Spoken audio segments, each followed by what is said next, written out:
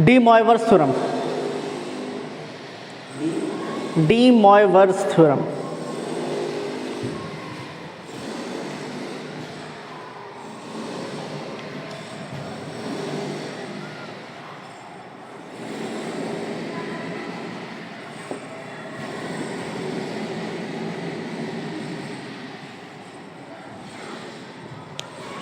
DEMOIVRES, De Moivre's theorem.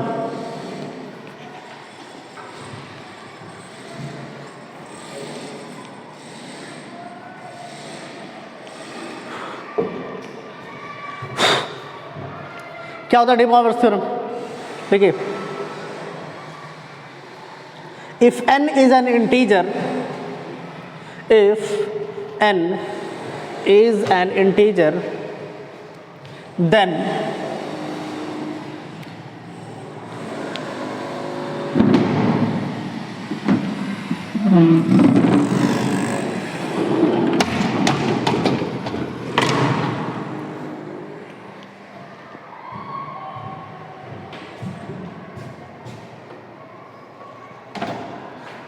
क्या लिखा? If n is an integer, then cos theta plus I sin theta to the power n is equal to, अगर ऐसा कुछ है cos theta plus I sin theta whole to the power क्या दे रखा है? n दे रखा है, तो इसको हम लिख सकते हैं cos n theta plus I sin n theta, हम ऐसे लिख सकते हैं। लेकिन n क्या होना चाहिए? इंटीजर होना चाहिए। तो ये n कहाँ जाता है? एंगल्स के साथ आकर क्या हो जाएगा? मल्टीप्लाई हो जाएगा। क्या हो जाएगा? समझ में आया कि नहीं आया? पक्का? e to the power I theta क्या होता था ये बताइए। पोलर फॉर्म हमने किया था, पोलर फॉर्म में पलट कर देखिए, e to the power I theta क्या होता था?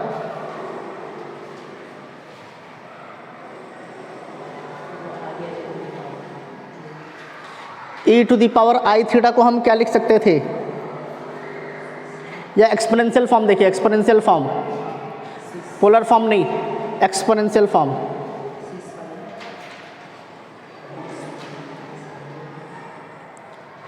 e to the power I theta को हम क्या लिख सकते थे? देखिए,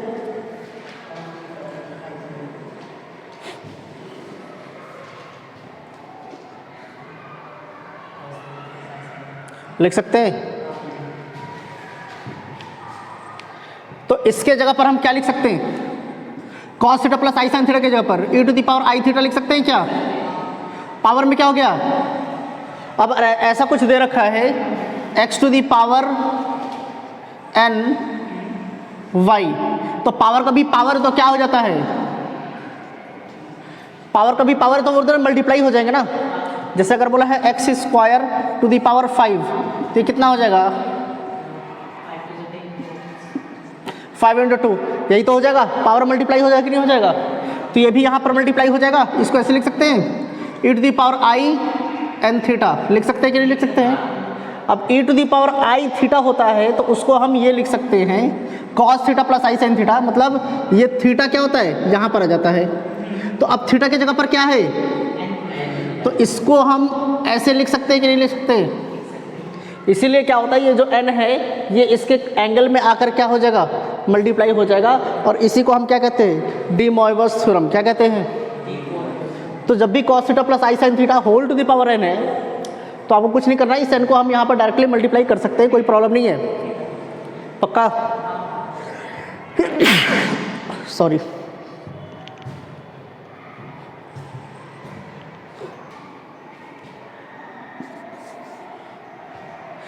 क्लियर है कि नहीं क्लियर है? अगर ऐसा कुछ दे रखा है cos थीटा 1 प्लस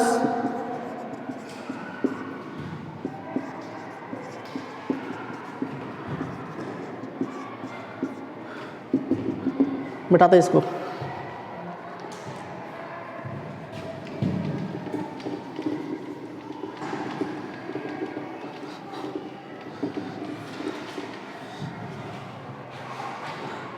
ठीक है।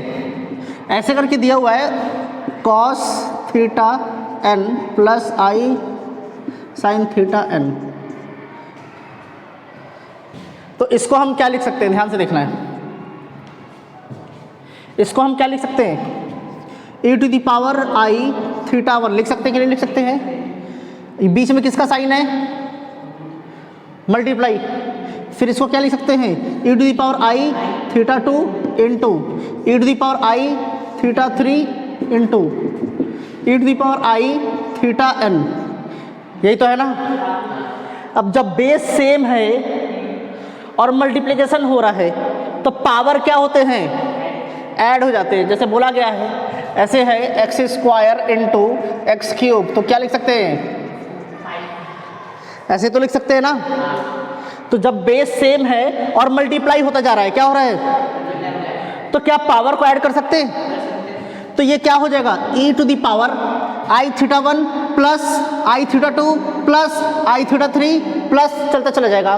तो सब में आई है कि नहीं है, कॉमन निकाल दें। तो अगर कॉमन निकाल देते हैं तो यहाँ क्या हो जाएगा, थीटा 1 प्लस थीटा 2 प्लस यहाँ पर क्या हो जाएगा, हो जाएगा कि नहीं हो जाएगा। और e to the power I theta को हम क्या लिख सकते हैं, मतलब यहाँ पर आई के साथ जो भी लगा होता है वो यहाँ एंगल में आकर लग जाता है। तो यहाँ आई के साथ क्या लगा हुआ है, ये पूरा का पूरा लगा है कि नहीं लगा है। तो इस वाले पार्ट को हम ऐसे लिख सकते हैं क्या, इस वाले पार्ट को यहाँ पर क्या हो जाएगा, कॉस आई के साथ क्या लगा हुआ है, यही तो लगा हुआ है ना। तो यहाँ पर theta 1 plus theta 2 plus theta n plus आई साइन क्या हो जाएगा,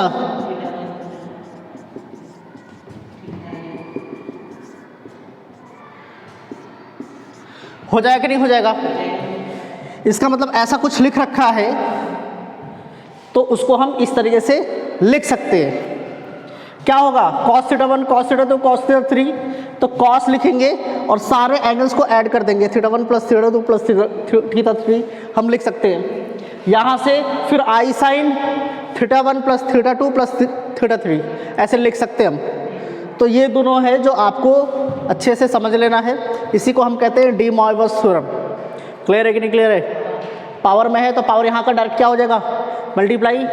और अगर इस टाइप का कुछ एक्सप्रेशन है तो उसको हम ऐसे लिख सकते हैं, उसमें कोई प्रॉब्लम नहीं होना चाहिए। इस तरीके से इस तरीके से लिख सकते हैं। क्लियर है कि नहीं क्लियर है, ठीक है। चलिए इसको नोट कर लीजिए। लिखिए case second,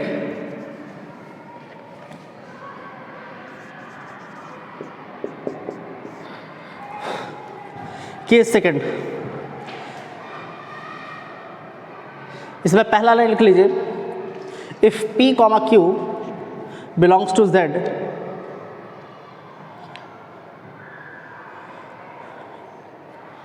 if p comma q belongs to z and q doesn't equal to 0, q doesn't equal to 0, then cos theta plus I sin theta to the power p upon q is equal to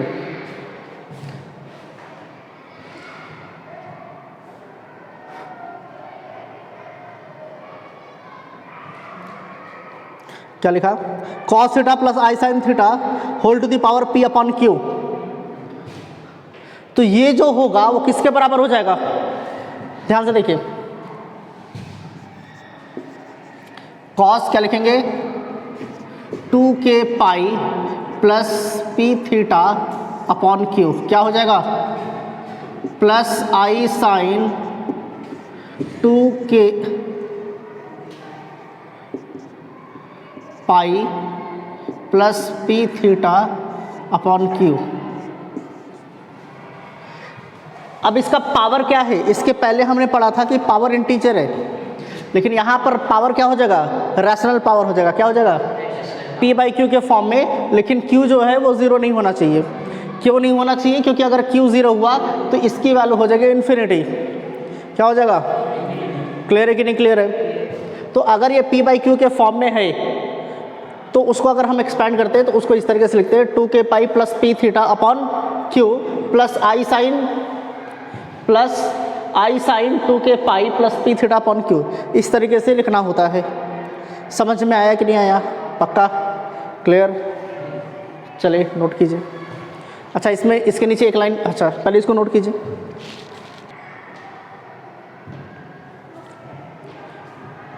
यहाँ पर जो k की value हम रखेंगे ना, k की value रखेंगे, जो k हो जाएगा 0 1 2 3 ऐसे रखते जाएंगे कहाँ तक? q -1 तक। कहाँ तक? समझ में आ रहा?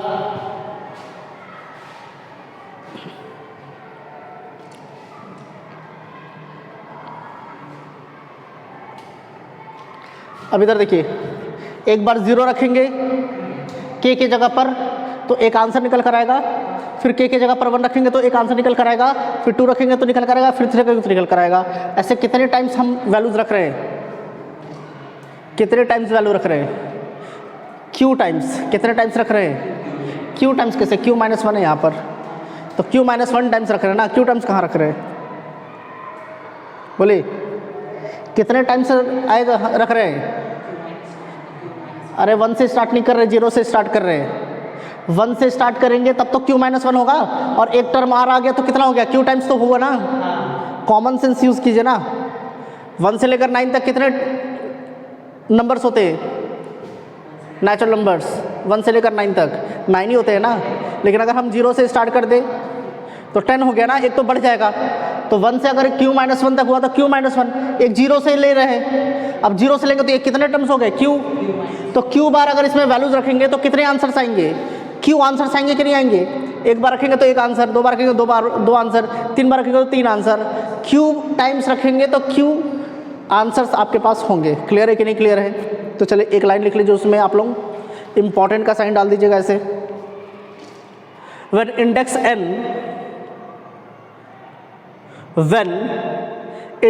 n is integer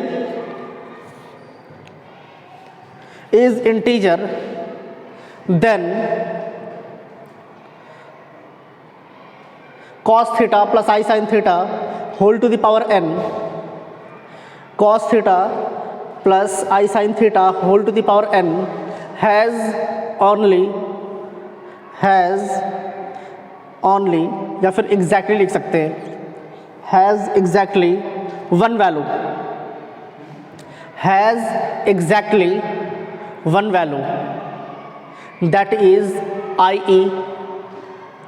that is cos n theta plus I sin n theta, cos n theta plus I sin n theta, n theta। Clear है कि नहीं क्लियर है? But when p by q is a rational number, but when p by q is a rational number other than integer,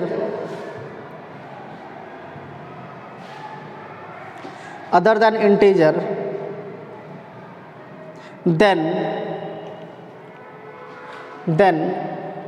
cos theta plus I sin theta whole to the power p by q, then cos theta plus I sin theta whole to the power p by q has exactly कितने solutions होंगे उसके? q solutions, has exactly q values लिख लीजिए। q different values लिखेगा, q different values. समझ में आया कि नहीं आया? पक्का? इस पर कुछ क्वेश्चंस करें? चलिए कुछ क्वेश्चंस करते हैं।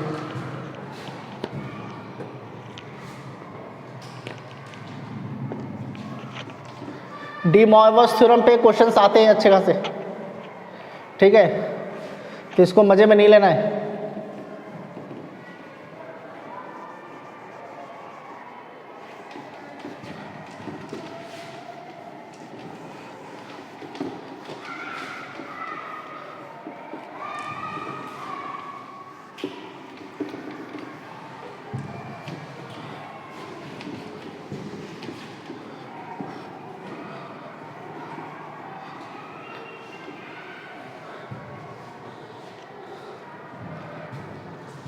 लिखिए prove that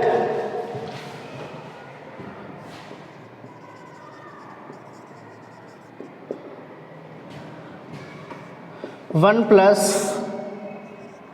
sine theta plus I cos theta upon one plus sine theta minus I cos theta whole to the power n is equal to cos n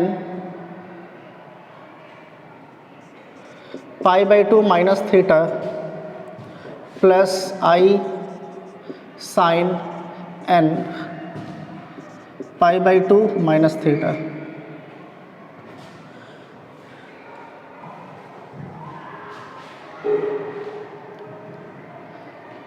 ये प्रूफ करना है।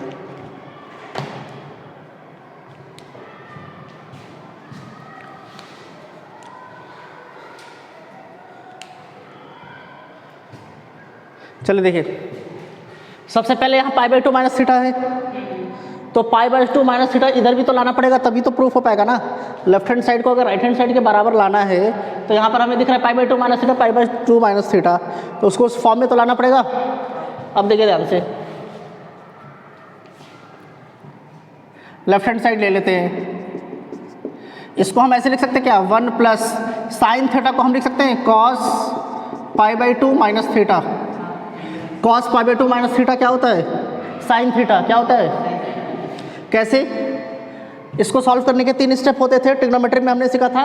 यहाँ पर पाई है या पाई बाई 2, पाई बाई 2 है, पाई by 2 पे trigonometric functions change होते हैं, तो कॉस किस में कन्वर्ट हो जाएगा, साइन में। दूसरे स्टेप में ये वाला एंगल वहाँ पर आ जाता था, आ गया।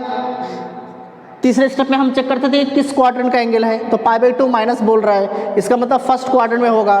फर्स्ट क्वाड्रेंट में ये क्या होता है, सारे के सारे पॉजिटिव होते हैं, तो यहाँ पर प्लस का साइन है। इसका मतलब जब इसको सॉल्व करेंगे तो साइन थीटा आएगा, तो साइन थीटा को हम ऐसे लिख सकते हैं प्लस आई, इसको क्या लिख सकते हैं, sign pi by 2 minus theta लिख सकते हैं कि नहीं लिख सकते हैं।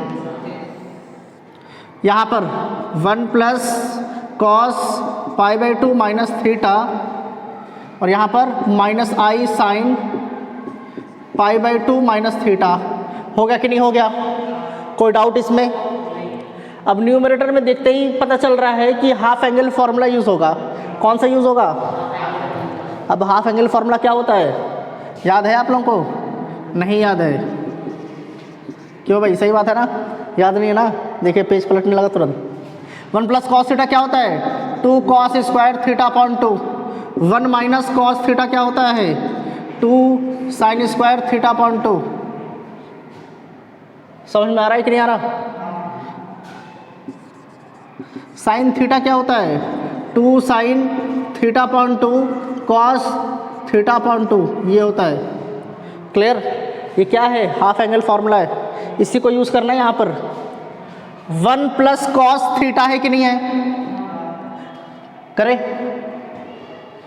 तो वन प्लस कॉस थीटा है, तो वन प्लस कॉस थीटा की जगह क्या लिख सकते हैं, तो यहाँ लिख दे 2 कॉस स्क्वायर थीटा, थीटा की जगह पर क्या है, ठीक है, पाई बाई 2 माइनस थीटा अपॉन 2 भी तो है, तो इसके होल अपॉन में 2 कर दें, ऐसे लिख देते हैं पाई बाई 2 माइनस थीटा अपॉन 2। ये वाला पार्ट क्लियर है कि नहीं क्लियर है। प्लस आई साइन थीटा, साइन थीटा को क्या लिख सकते हैं, 2 साइन थीटा अपॉन 2, मतलब यहाँ पर क्या हो जाएगा, पाई बाई 2 माइनस थीटा अपॉन 2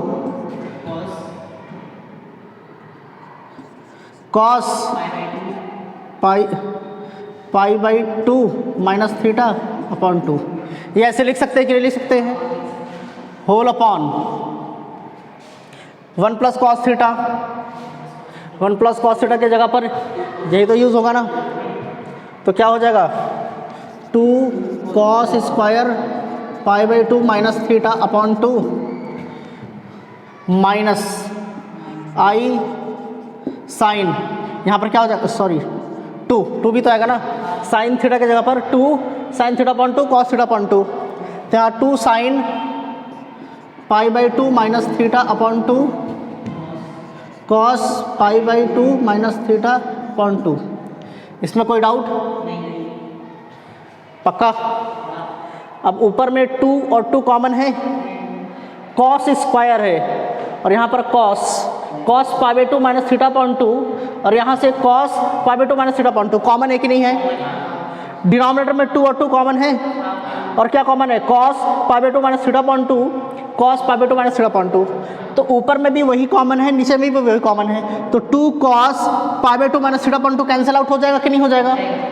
ठीक है, अब थोड़ा ध्यान से देखना है, ऊपर से 2 कैंसिल आउट हो गया था और एक cos pi by 2 minus theta upon 2 cancel हो गया था, तो क्या बच गया यहाँ पर? एक सिंगल कॉस स्क्वायर में से एक निकल गया था बाहर, तो यहाँ क्या बचा? पाई बाई 2 माइनस थीटा अपॉन 2, तो इसको हम ऐसे लिख सकते हैं पाई बाई 4 माइनस थीटा अपॉन 2, लिख सकते हैं ये लिख सकते हैं, तो ऐसे लिख दें पाई बाई 4 माइनस थीटा अपॉन 2, ऐसे लिख सकते हैं कि नहीं? 2 को इसके नीचे और 2 को इसके नीचे, प्लस अब 2 तो बाहर निकल गया था और ये वाला पूरा का पूरा बाहर निकल गया था, तो क्या बचा?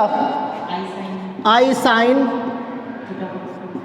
पाई बाई 4 माइनस थीटा अपॉन 2, यही तो बचा ना, अपॉन यहाँ से भी वही निकल गया था, तो क्या बचा? Cos pi by 4 minus theta upon 2 minus I sine pi by 4 minus,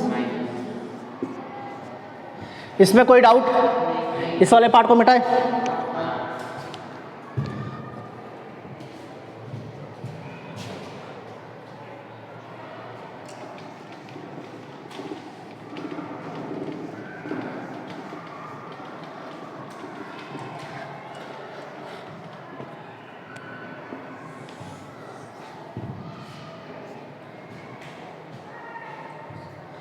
exponential form, कौन सा फॉर्म?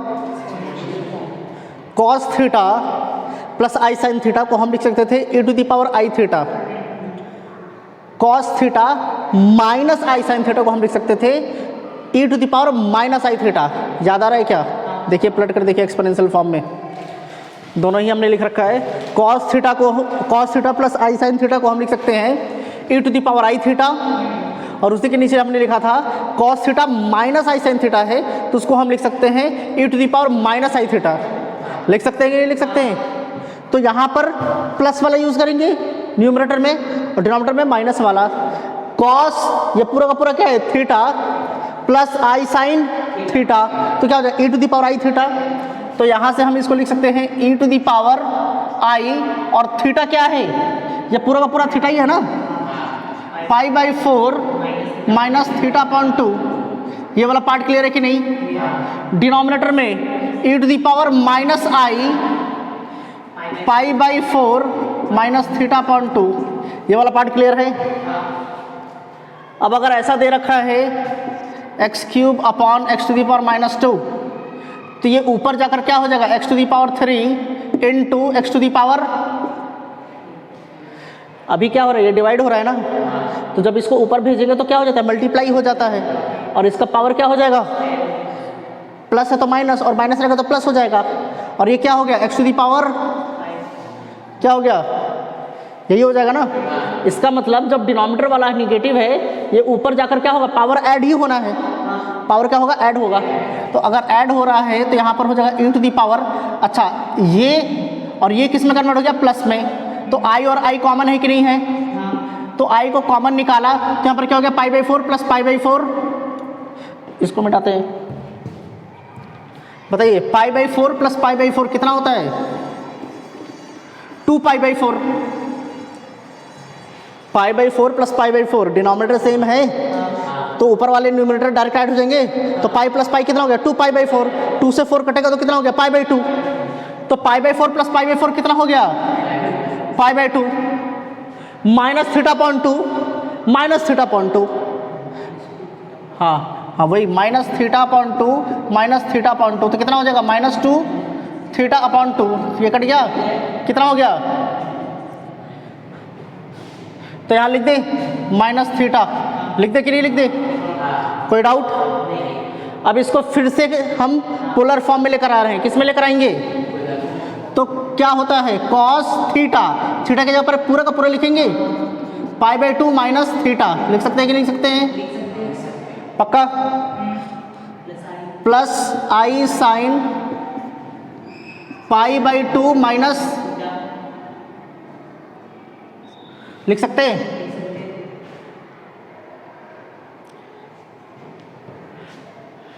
एक चीज तो हम भूल गए, ये पावर में तो n है ना, ये कौन डालेगा भाई? बता भी नहीं रहा है। इसके पावर में क्या है? वही बोले यहाँ पर n है तो n कहाँ चला जाएगा? इन सब के पावर में क्या है? इन सब के पावर में n है, तो यहाँ पर भी तो n होगा। तो ये इससे मल्टीप्लाई होंगे तो यहाँ पर क्या हो जाएगा? यहाँ n लगा देते हैं, तो यहाँ पर भी क्या हो जाएगा? हो जाएगा नहीं हो जाएगा?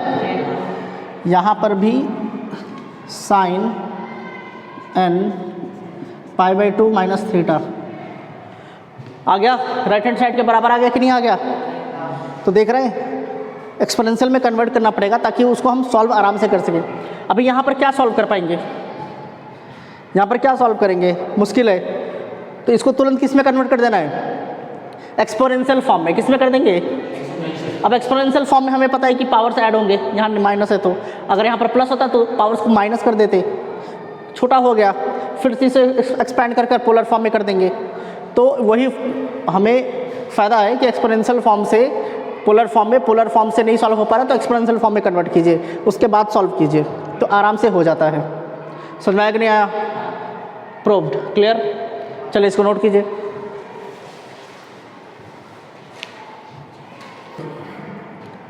If z is equal to 1 plus I root 3 to the power 6 plus 1 plus 1 minus I root 3 to the power 6,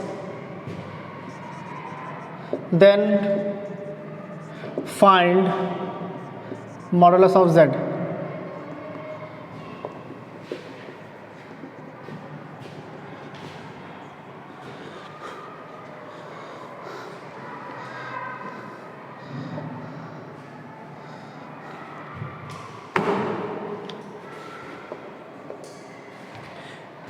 ये क्वेश्चन दे रखा है, इसको सॉल्व करना है।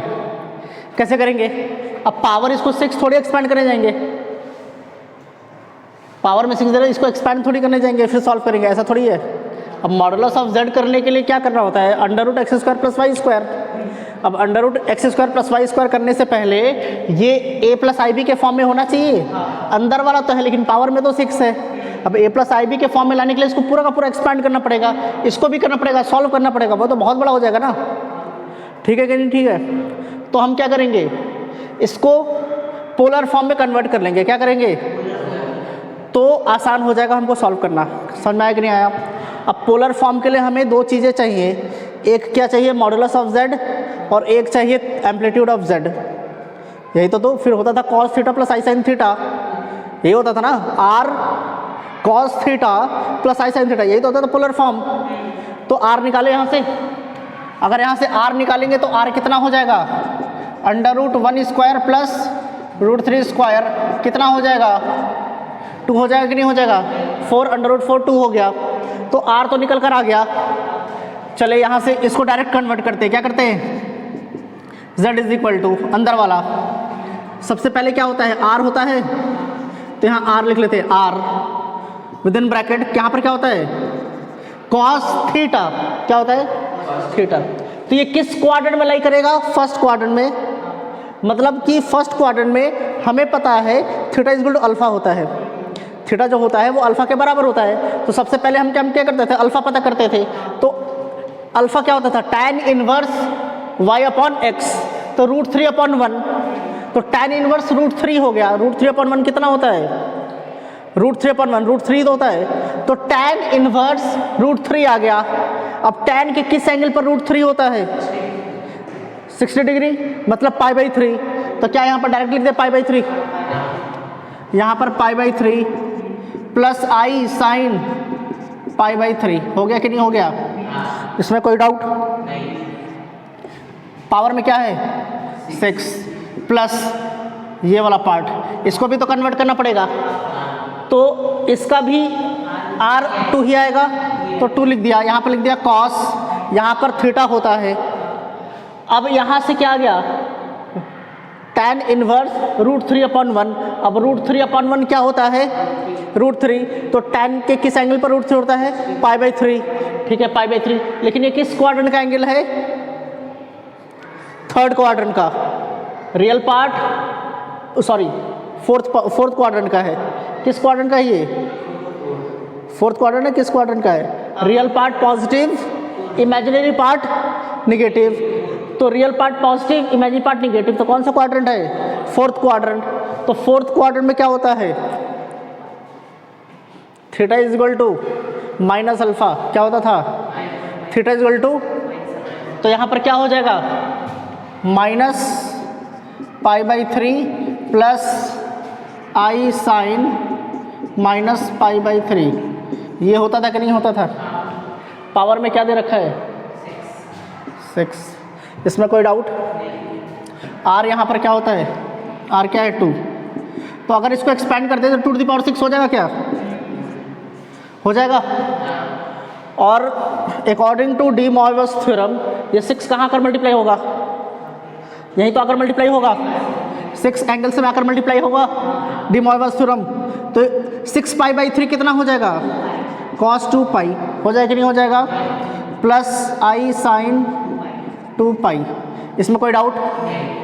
ठीक है, प्लस 2⁶ हो जाएगा कि नहीं हो जाएगा? यहाँ पर cos -2π क्या हो जाएगा? cos -2π, और यहाँ पर क्या हो जाएगा? प्लस आई साइन -2π। ये वाला पार्ट क्लियर है कि नहीं क्लियर है? 2⁶ कॉमन निकाल दे, यहाँ पर क्या बच गया? cos 2π प्लस आई साइन 2π। 2⁶ बाहर आ गया। cos -x क्या होता है? cos x पढ़ा था हमने। cos -x क्या होगा? cos x होगा। तो क्या यहाँ पर लिख दें प्लस cos 2π लिख सकते कि नहीं लिख सकते? Sine -x minus sine x, तो यहाँ पर माइनस आई साइन 2π ये हो जाएगा कि नहीं हो जाएगा? बताइए। तो ये वाला पार्ट और ये वाला पार्ट क्या हो गया? cos 2π कितना होता है? 1। कितना होता है? cos 0 डिग्री कितना होता है? 1। cos 0 डिग्री 1, तो 0 डिग्री में 2π ऐड करते चले जाइए, उसकी वैल्यू 1 ही रहेगी हमेशा। समझ में आ रहा कि नहीं आ रहा?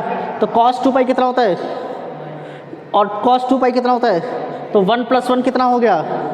2 × 2⁶ 2 की पावर क्या हो जाएगा? 7। क्या निकल कर आया? 2⁶ है, और ये कितना है? 2⁻1। तो जब ऐड मल्टीप्लाई करें 2⁶ 7 ही हो जाएगा ना। और ये क्या है? प्योरली रियल है कि नहीं है?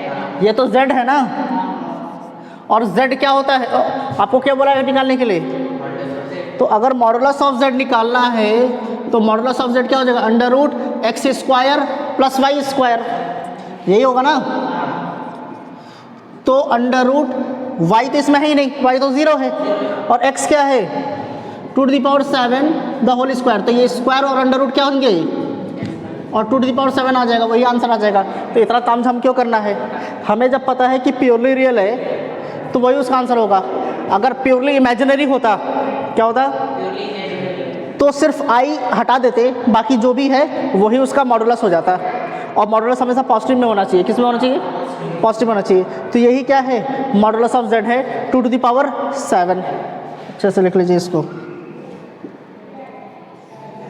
2⁻7। समझ में आया कि नहीं आया? क्लियर है आपको? पक्का? चलिए इसको नोट कर लीजिए। आज के लिए इतना ही करेंगे, ठीक है। बाकी और भी हमें इस पे क्वेश्चंस करने हैं। Application of D Morgan's theorem बहुत इंपॉर्टेंट है, उस पर भी क्वेश्चंस करेंगे, लेकिन नेक्स्ट क्लास में, ठीक है। चलिए।